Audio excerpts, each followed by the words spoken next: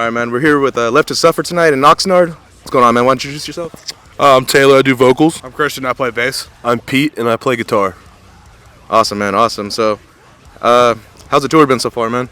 Honestly, we've just been vibing, bro, having a good time, selling a bunch of merch, meeting a bunch of cool people, so I can't really complain too much, Get paid to play some metal shows, so, nothing really too upsetting about that. Right. Hell yeah. Are you guys at the point now where you don't need to do a day job? Is this your full-time job now?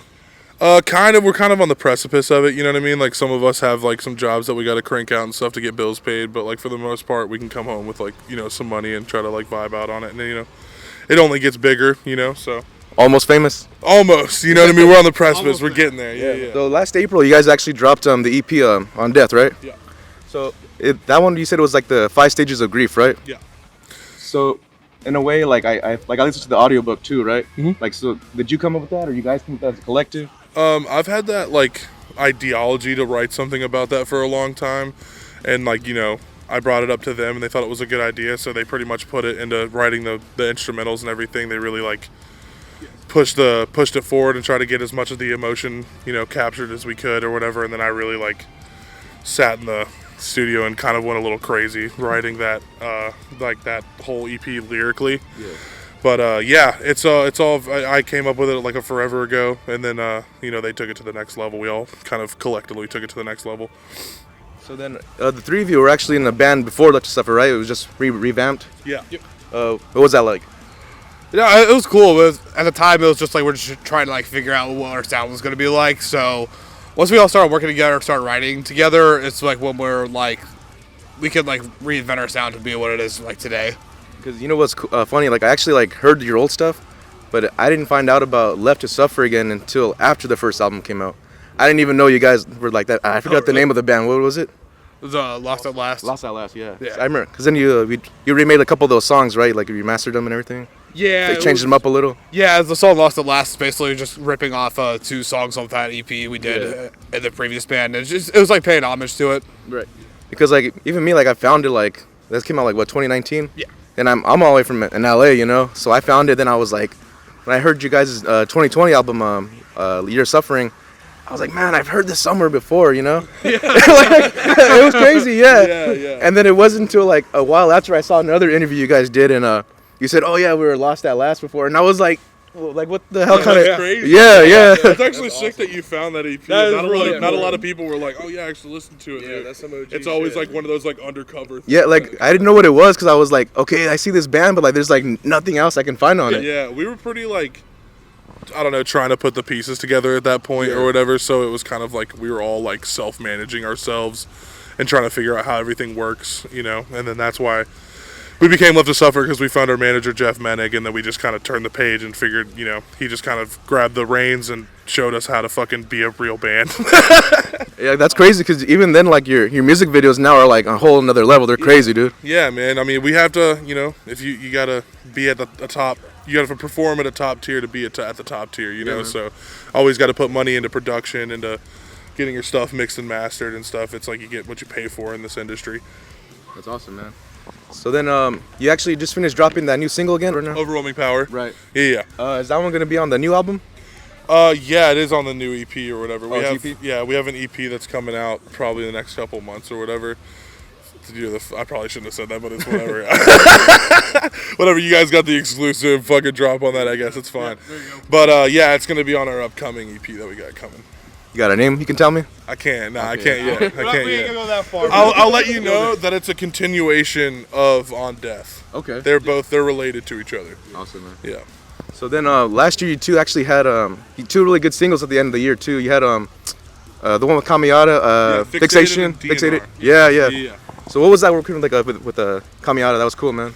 Yeah, it was super cool, man. That was like one of those things we kind of like tried to get out of our comfort zone, and we really tried to like do something that was kind of a little bit out of our element. Yeah. So we kind of just did like some like trap stuff because we all listen to rap, all sorts of stuff. You guys are from Atlanta, Right, yeah. So, like, I it's mean, like, hip-hop capital of the world, you know what I mean? yeah. So it's one of those things that's kind of, we just tried to dip our toes in the water of something, and we, took it to Kamiyata, and he fucking ripped up the damn chorus. It was sick.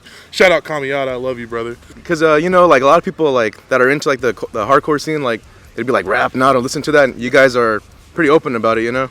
Yeah, I feel like there's just a little gatekeeping in some subgenres of metal, which is, you know, it is what it is. People are gonna gatekeep stuff until the end of time. You know, it is what it is. Well, some of our favorite artists have done it though. You know what I mean? Like we're huge into new metal. You know, Korn got the Wu-Tang guys to do it back in the day and stuff like that. Yeah, So Limp Bizkit and all of his. you know what I'm saying? Like Ice Cube has a track with Korn. absolutely, Yeah. bro. Absolutely, man. So we vibe that stuff. So that was a huge influence.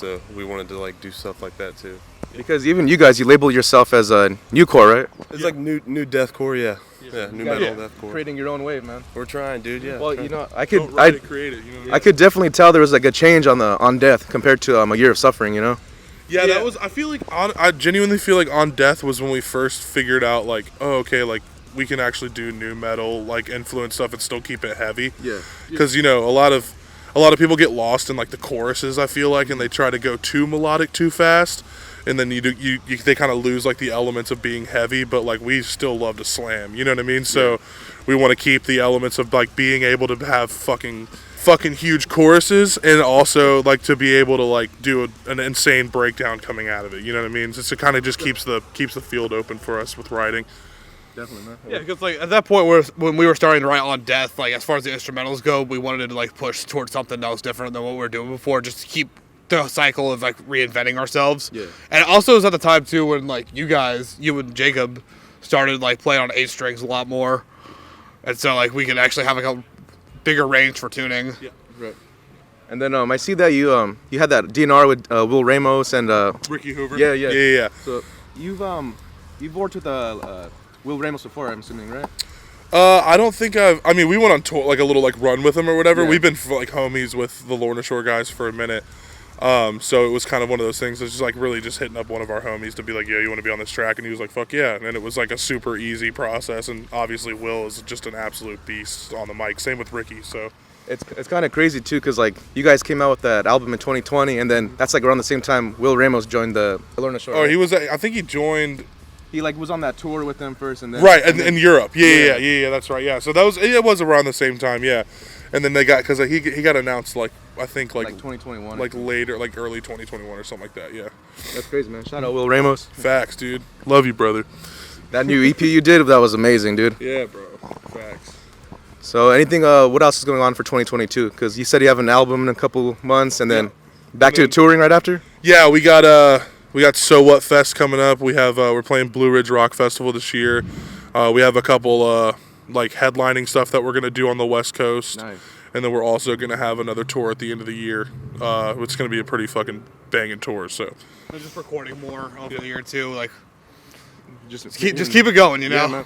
Because you guys are definitely on a hot run right now. That's why I was like, dude, I gotta get this interview. Yeah. I don't care if I gotta drive 2 hours to Oxnard, you know. nah, we appreciate you fucking having us, man. It really means the world, for real. Thank you, bro. Yeah, especially because like since I knew about your old band, like I was like, these guys are cool. I gotta find out who they are, and then just to find out you revamped your Honestly, whole that sound. is fucking rad that you even knew who Lost It Last was. You know, it's one of those things like you're like just messing around on YouTube and you're like, Right. You just oh, find, like, what is it? Yeah, Yeah. or something probably. Yeah. Dude, that shit was so funny, dude. Because then like I was like, Scared the shit out of me. I like, didn't even know it was starting. I know. Then you guys are like the final act before Traders, right? Yeah, we're direct support on this tour. Yeah, I think we play at 9:25 tonight. All right. Anything else you guys want to say before we close this out? Yeah.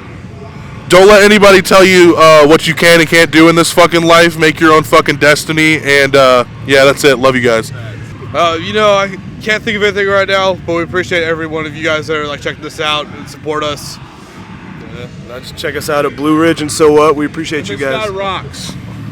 Check out the bridge. Love you fuckers. That's right, man. Hey, this is the bridge, man. This is Left to Suffer. Appreciate it. Yeah, that was awesome, man.